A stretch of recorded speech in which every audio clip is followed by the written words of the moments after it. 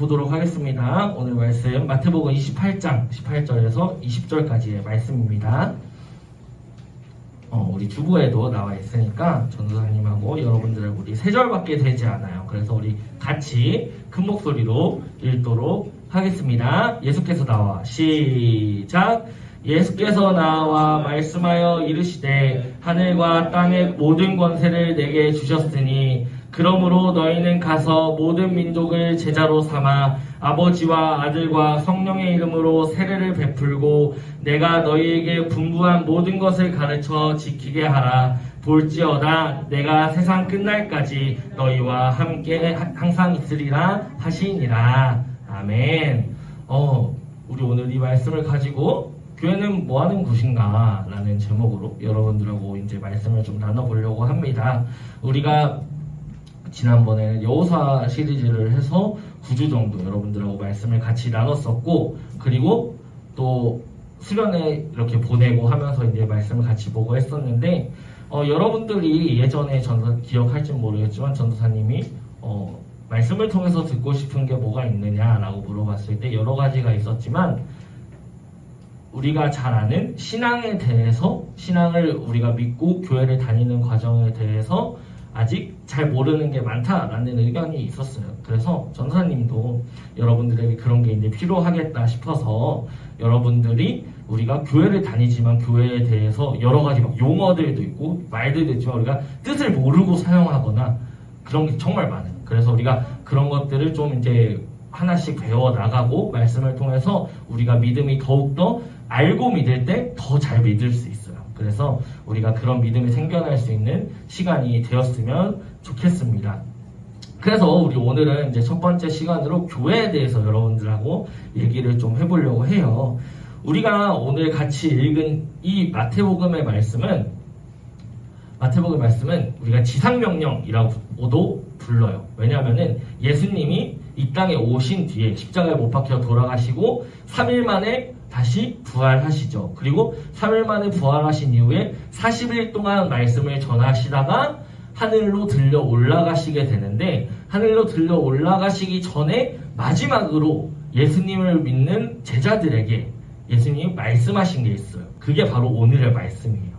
그래서 막 여러 가지를 얘기하시지만 가장 중요한 이 말씀을 바로 예수님께서 이 땅 가운데 지상에 마지막으로 주신 명령이라 해서 예수님의 지상명령이라고도 불러요.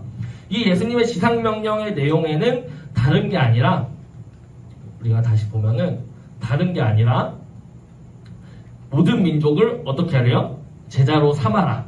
그리고 세례를 베풀어라. 그래서 가르쳐 지키게 해라. 라는 이런 게 있어요. 근데 뭐 이런 내용에 대해서보다도 이 명령을 통해서 만들어지게 된 게 바로 우리가 지금 다니고 있는 이 교회라는 거예요. 이 교회라는 곳은 우리가 이제 흔히들 생각할 때 교회를 좀 오래 다닌 친구들은 말씀을 그래도 어쨌든 유치부 때부터 듣다 보면은 그렇게 생각을 하게 돼요. 구약에 있는 제사를 드리잖아요. 근데 그 구약의 제사와 우리가 지금 드리는 이 예배를 같은 것으로 생각하는 경우가 사실 되게 많아요. 근데 이 두 가지는 사실 명확하게 생각하면 다르다고 볼 수가 있어요. 왜냐하면은 이 구약의 제사를 드리고 하는 것은 이스라엘 민족이라고 하는, 하나님께서 너희는 나의 백성이다 라고 말한 이스라엘 민족에 대한 하나님과 이스라엘 백성 간의 약속의 표시인 거예요.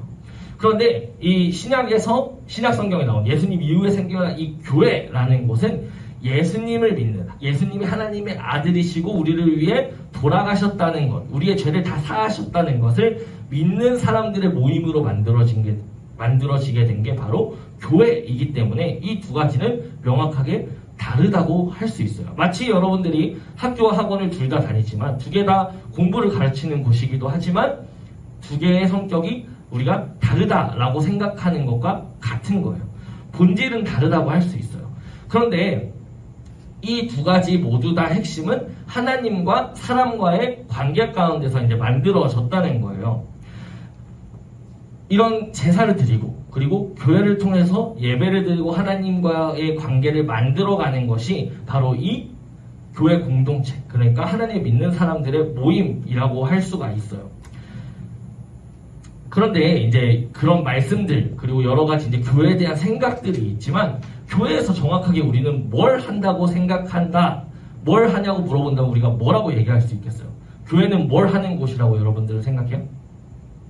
교회는 예배 드리는 곳, 이게 기본적으로 생각하는 곳이겠죠? 이제 어린이들은 보통 교회는 먹을 걸 주는 곳이라고 많이 생각해요.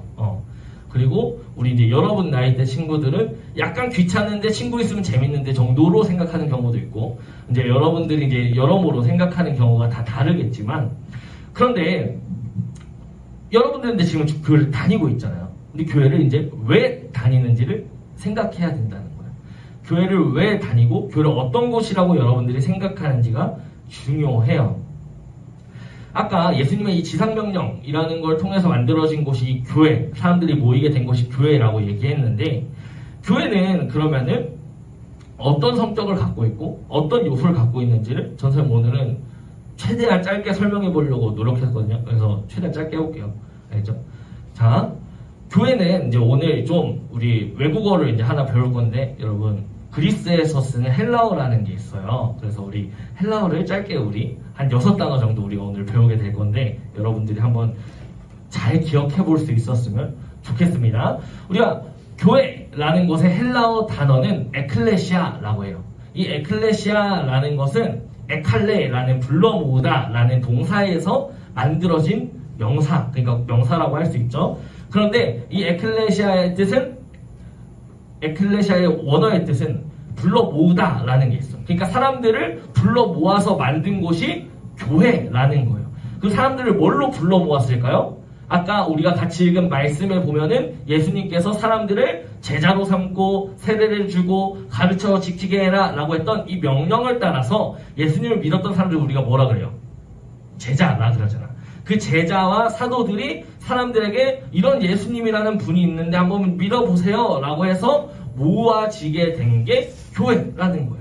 우리가 이제 이 원어를 봐도 그러면은 예수 그리스도를 믿는 사람들이 교회다라는 것을 이제 명확하게 우리가 알 수 있게 돼요. 그래서 이거를 우리가 잘 알고 있는 바울이라는 분은 정확하게 뭐라고 표현을 했냐면, 에베소서 2장 21절부터 22절을 보면은 그의 안에서 건물마다 서로 연결하여 주 안에서 성전이 되어가고 너희도 성령 안에서 하나님이 거하실 처소가 되기 위하여 그리스도 예수 안에서 함께 지어져 가느니라 라고 해요. 그러니까 이게 무슨 얘기냐면은 교회라는 곳은 어떤 건물적인 요소가 아니라 예수님을 믿는 사람들이 불러 모은 곳이 교회인데, 그 교회 안에서 사람들도 어떻게 된다는 거예요? 예수님을 따라 살아가게 되면서 예수님에 따라서 변하게 되는 곳이라는 뜻을 담고 있다는 거예요.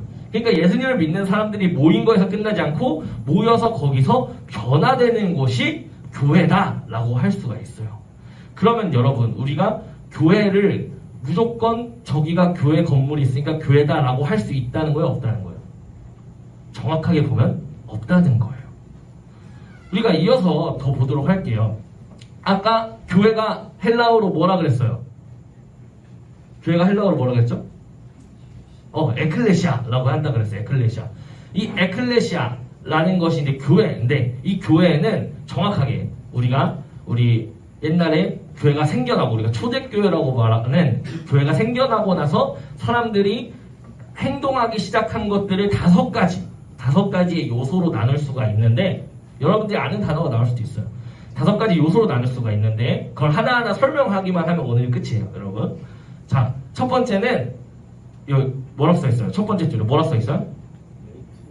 레이투르기아라고 돼 있어요. 이 옆에 있는 꾸불한 글씨가 이거 헬라어거든요. 이 레이투르기아라고 하는 게 예배, 예전이라는 뜻을 담고 있는데, 헬라어로 백성이라는 뜻을 담고 있는 것과 그 다음에 일어나서 노동하다라는 뜻을 담고 있는 이 단어 2개를 합친 건데, 이게 왜 예배랑 무슨 상관이냐라고 할 수 있냐면, 처음에 교회가 세워졌을 때, 교회가 만들어질 때 사람들이 모였다 그랬잖아요. 근데 그 사람들이 모두 같은 사람이었을까요? 모두 같은 계층과 같은 계급을 갖고 있었을까요? 아니에요. 모든 사람들이 다 다양한 정말 각양각색의 모습을 가지고 모이게 되었는데, 그 모인 사람들이 그럼 모두가 백성이면서 모두가 하나님의 자녀다 우리가 라고 얘기하는 그런 마음을 갖고 모였기 때문에, 백성을 위하여 일한다는 건 뭐예요? 나 자신을 포함한 우리 모두를 위해서 일한다는 뜻이 있는 거예요. 그래서 이 예배라는 거, 이 초대교회의 예배라는 것은 우리가 이렇게 모여서 가만히 앉아서 예배드리는 것도 있지만 동시에 서로를 위하여서 섬기고 도와주는 것이 예배였다라는 거예요. 그래서 첫 번째는 이렇게 레이투르기아, 예배라는 요소를 갖고 있어요. 그래서 삶의 구분 없이 서로를 위해서 함께 일하는 거. 예배 시간이라는 게 옛날 초대교회에 존재했을까요? 안 했을까요? 말씀을 듣는 시간은 있지만 예배 시간이라는 개념은 존재하지 않았어요. 왜냐하면 뭐라고 생각했냐면 예배는 그들의 삶이 예배였기 때문에 예배 시간이라는 것 자체가 존재하지 않았다는 거예요. 그럼 첫 번째가 예배라는 이 레이투르기아가 있으면 두 번째는 교회에서 여러분들이 있는 이 교회, 지금 이 청소년부를 뭐라고 또 부르는지 알아요? 청소년부, 어린이부, 유치부 이런 걸 뭐라 부르는지 알아요? 교육부서라고 불러요. 왜 교육부서예요? 왜 교육부서인지 알아요? 학교에서 배우는 것처럼 신앙을 배우고 하나님을 배워가는 기관이다라고 해서 교육부서라고 불러요. 그런 것처럼 또 하나의 요소가 있는데 바로 디다케라고 하는 교육이라는 거예요. 그래서 디다케라는 뜻 자체가 가르치다라는 뜻이에요. 그래서 사람들을 교육하고 배우게 하는 데에 이 교회의 역할이 있었다는 거예요. 옛날 사람들은 돈이 많으면 많이 배울 수 있고 돈이 적으면 배울 수가 없었어요. 그런데 그렇게 다양한 각양각색의 사람들이 모이니까 그 안에서 성경을 배우면서 말도 배우게 되고, 옛날엔 글자 못 읽는 사람이 훨씬 많았잖아요.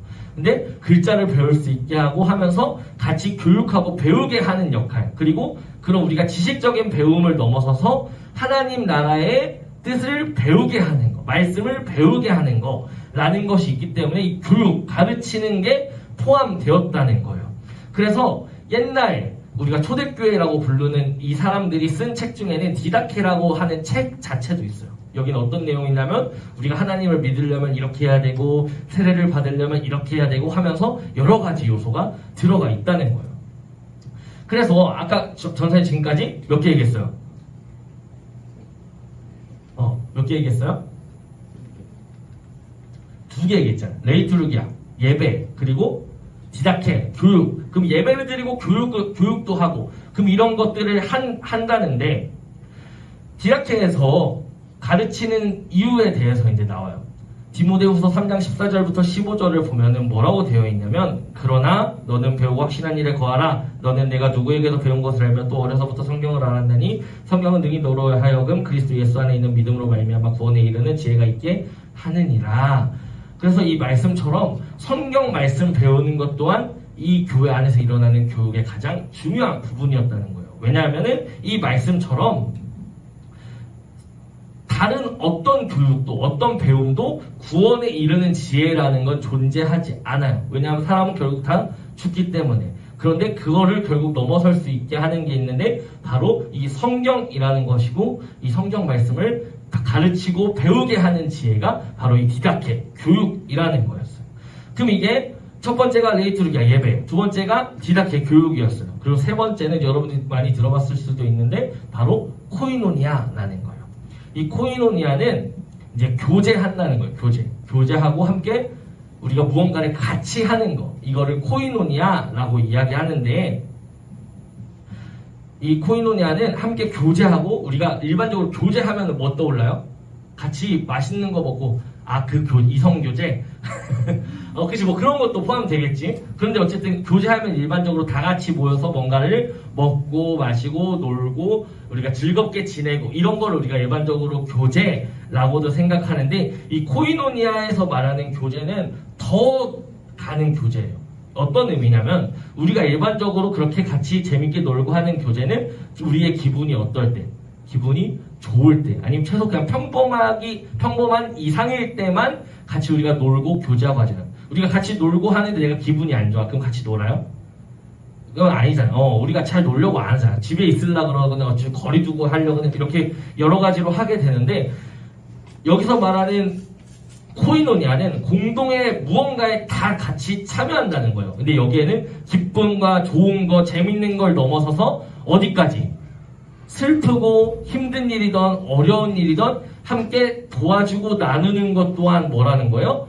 교제라고 부르는 코이노니아라는 거예요. 그래서 이 말씀을 여러분이 또 기억했으면 좋겠어요. 사도행전 2장 46절 47절을 보면은 옛날 초대교회 사람들이 이 코이노니아라는 걸 어떻게 보냈는지를 알 수 있어요. 46절 47절 읽어보면 날마다 마음을 같이하여 성전에 모이기를 힘쓰고 집에서 떡을 떼며 기쁨과 순전한 마음으로 음식을 먹고 하나님을 찬미하며 또 온 백성에게 칭송을 받으니 주께서 구원받는 사람을 날마다 더하게 하시니라. 그래서 이 말씀처럼 모이기를 힘쓰는데, 이제 모이는 건 다 했잖아, 교회니까. 근데 모이는데 떡을 떼며, 떡을 뗀다는 거 뭐예요? 음식을 나눈다는 거예요. 음식을 나누고 같이 음식을 먹고 같이 기쁘게 모이고 누군가의 집에서 함께, 옛날엔 교회라는 따로 독립된 장소가 존재하지 않았기 때문에 누군가의 집에서, 누군가의 장소에서 함께 모여서 나누는 것이 바로 이 코이노니아다라는 거예요. 그러면 세 개를 얘기했어요. 레이투르기아라는 예배, 디다케라는 교육, 그리고 코이노니아라는 이 교제에 대해서 얘기했고, 이 코이노니아와 비슷한 단어인 또 다른 것이 있는데 바로 디아코니아라는 거예요. 이 디아코니아는 이것도 쉬운 단어로 그냥 봉사라는 거예요. 봉사. 우리가 또 교회에서 이 봉사를 다른 말로 뭘로 할까요? 섬김이라고 얘기하죠. 그래서 누군가를 섬기고 이렇게 한다는 뜻이에요. 왜냐하면 이 디아코니아의 동사인 디아코노스라는 게 있는데 그거는 누군가를 시중 들고 누군가를 종이 주인을 대하듯이 섬긴다라는 뜻이에요. 그러니까 우리가 교회 안에서 디아코니아를 한다는 것은 그냥 내가 있는 걸 나눠주고 하는 게 아니라, 거기에서 끝나는 게 아니라 더 나아가서 내가 마치 그 사람의 종인 것 마냥 섬겨줄 수 있는 마음이라는 거예요. 그러니까 이거를 우리가 교회 안에서 말하는 이런 모든 뜻들을 정말로 최대치로 우리가 섬길 수 있게 되면은 어떻게 보면은 사실 거기가 사실 지상낙원일 수도 있어요. 왜냐하면은 정말로 내가 가진 것에 대해서 불평하지 않으면서 내가 가진 건 최대한 나눠주려고 하고, 내가 나눠주려고 하면은 다른 누군가도 나에게 나눠주려고 한다는 뜻이에요. 그렇기 때문에 함께 모여서 있으면서 서로를 섬겨주고 모아지는 그런 모습들을 이 디아코니아라는 것. 근데 그게 기준이 어떤 거란 거예요? 마치 종처럼 섬겨주라라는 거예요. 그래서 이거에 관련된 말씀은 레위기 19장 18절을 보면 원수를 갚지 말며 동포를 원망하지 말며 내 이웃 사랑하기를 내 자신과 같이 사랑하라 나는 여호와이니라. 내 이웃을 내 몸과 같이 사랑해라 라는 이 말씀은 성경 전체 창세기부터 요한계시록 66권을 관통하는 주제 중에 하나예요. 그래서 내 이웃을 사랑하는데 우리가 다른 사람을 사랑할 수 있죠. 우리 부모님을 사랑할 수 있고 여자친구 남자친구가 있으면 사랑할 수 있고 그렇게 할 수 있잖아요. 그런데 여자친구 남자친구가 여러분들 이따 쳐봐요. 이따 쳐. 근데 이따 치는데 그 사람이 여러분들한테 계속 돈 달래. 계속 돈을 달라 하고 같이 만나는데도 막 표정 맨날 썩어가지고 막 열받게 하고 막 같이 데이트하는데 막 맨날 맛없다고 찡찡대고 이러면은 열 받아 안 받아요? 그런 사람하고 사귀고 싶어요? 아무도 그러지 않는다고. 그런데 18절에서 원수를 갚지 말고 동포를 원망하지 말고 내 이웃을 사랑하게 내 자신과 같이 사랑하라. 내 자신, 여러분 스스로의 단점이나 안 좋은 점 알고 있죠. 남들이 모르는 나의 안 좋은 부분 알고 있죠. 근데도 나를 사랑하기 위해서 우리는 노력하잖아요. 그런 것처럼 남을 사랑하라는 거예요. 이거 정말로 사실 너무 어려운 부분이라고 전사님도 생각은 하지만 결국 교회 안에서 우리는 내 몸을 그리고 다른 사람을 내 몸과 같이 사랑해야 한다는 거예요. 그러면 이제 우리가 5개 중에 벌써 4개 얘기했죠. 첫 번째 뭐였어요? 이제 까먹었죠. 첫 번째는 레이투르기아라는 예배. 두 번째 뭐였어요? 디다케라는 교육. 그리고 세 번째는 코이노니아라는 교제. 네 번째는 디아코니아라는 봉사였어요. 그리고 마지막은 바로 케리그마라는 거예요. 이 케리그마라는 것의 뜻은 전도라는 뜻이 있는데 이게 케루소라는 전달자로서 선포한다라는 거의 의미에서 갖고 온 거예요. 그러니까 전달자는 뭐예요? 옛날에 여러분 전쟁을 하면 옛날 로마 시대나 막 이런 전쟁을 하면은 전쟁이 예를 들어서 이겼으면은 카톡으로 우리 이겼다고 얘기해주면 되나요? 그런 게 안 되잖아. 그러니까 어떻게 해? 사람을 보내야 돼. 사람을 보내서 전쟁을 이겼든 졌든 알려줘야 되잖아요. 근데 그거를 막 이제 알려준 그런 내용을 토대로 만들어진 올림픽 종목이 뭐예요? 마라톤이죠. 그쵸? 41.195가.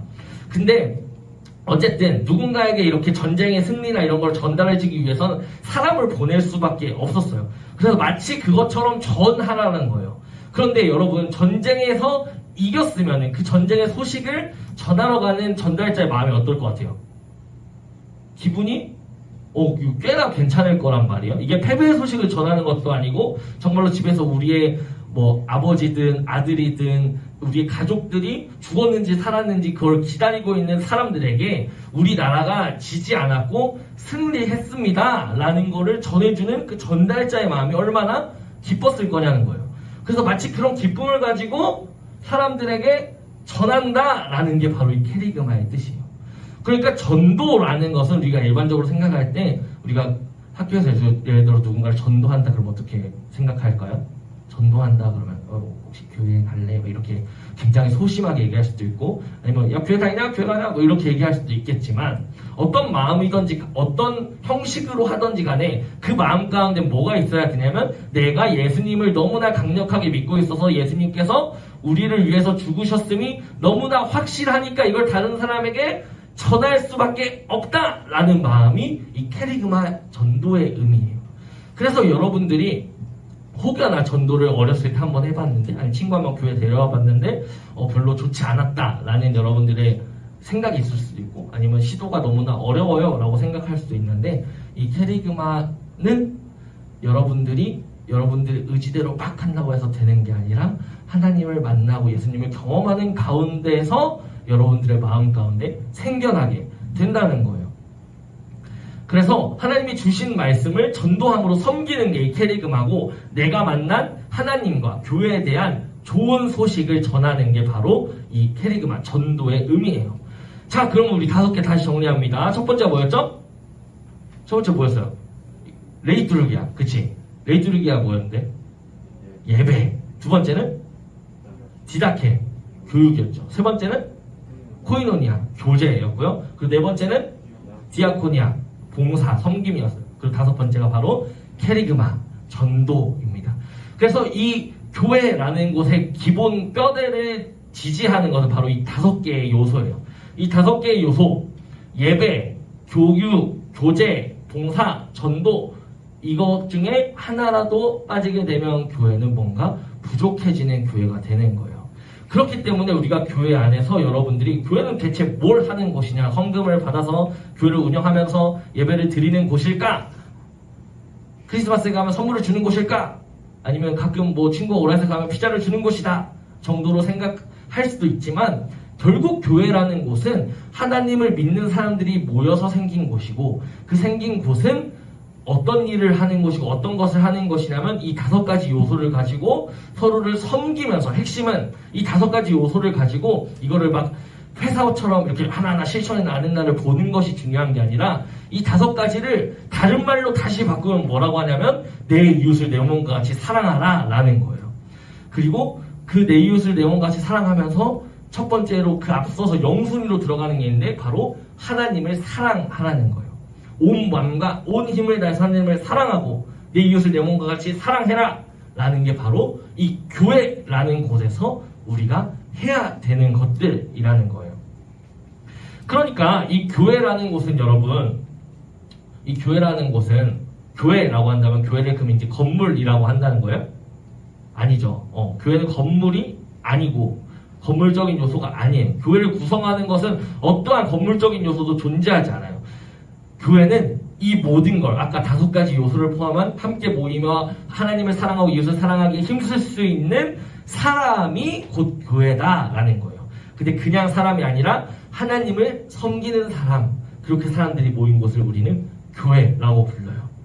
그렇기 때문에 우리 월강 교회도 교회다라고 할 수 있는 거예요. 하나님을 섬기는 사람들이 모여서 만들어진 곳이기 때문에 그렇고, 지금도 그렇기 때문에 그래요. 그래서 여러분, 이 교회라는 곳, 교회가 뭐 하는 곳이냐라고 물어본다면, 교회는 하나님을 사랑하고 이웃을 사랑하는 곳을 우리는 교회라고 할 수가 있어요. 그래서 여러분들이 우리가 이 가운데서 예배를 드리고 우리가 함께 교회를 다니는 가운데서 내가 왜 다니는지 혹시 모르는 순간이 찾아올 때 교회가 뭐 하는 곳인지 어떤 곳이었는지를 여러분들이 먼저 생각한다면 내가 이 교회에서 뭘 찾고 있고 뭘 구하고 있는지를 다시 한번 생각해 볼 수 있게 될 거예요. 교회는 여러분 우리가 무슨 무당집이나 점집처럼 내가 원하는 걸 달라고 떼쓰는 곳이 아니라 하나님을 만나고 하나님을 경험하면서 내 삶이 채워지고 풍족해지면서 동시에 하나님의 자녀로서의 기쁨과 평안을 누릴 수 있는 곳, 그리고 누리는 걸 넘어서서 다른 사람들에게 전해야만 하는 곳을 우리는 교회라고 부른다는 거예요. 그래서 여러분들이 이 청소년 시기에 이런 교회의 의미를 다시 새기고 하나님의 자녀로 살아갈 수 있는 우리 친구들이 되었으면 좋겠습니다. 저는 기도하고 마치도록 할게요. 하나님 아버지, 우리가 교회라는 곳이 어떤 곳인지, 그리고 교회에서는 무엇을 하는지를 정말로 성경적인 의미를 담아서 다시 한번 우리가 생각했습니다. 주님, 우리가 어떤 마음으로 어떤 뜻으로 다니고 이곳에 있는지는 모르지만 하나님의 자녀로서 우리 친구들이 세워지게 하시고 하나님을 경험하면서 하나님 안에서 신앙이 자라나지는 우리 친구들 될 수 있도록 인도해 주시옵소서. 예수님의 이름으로 기도했습니다. 아멘. 우리 주기도문하고 예배 마칠게요. 하늘에 계신 우리 아버지, 아버지의 이름을 거룩하게 하시며 아버지의 나라가 오게 하시며 아버지의 뜻이 하늘에서와 같이 땅에서도 이루어지게 하소서. 오늘 우리에게 일용할 양식을 주시고 우리가 우리에게 잘못한 사람을 용서하여 준 것 같이 우리 죄를 용서하여 주시고 우리를 시험에 빠지지 않게 하시고 악에서 구하소서. 나라와 권능과 영광이 영원히 아버지의 것입니다. 아멘.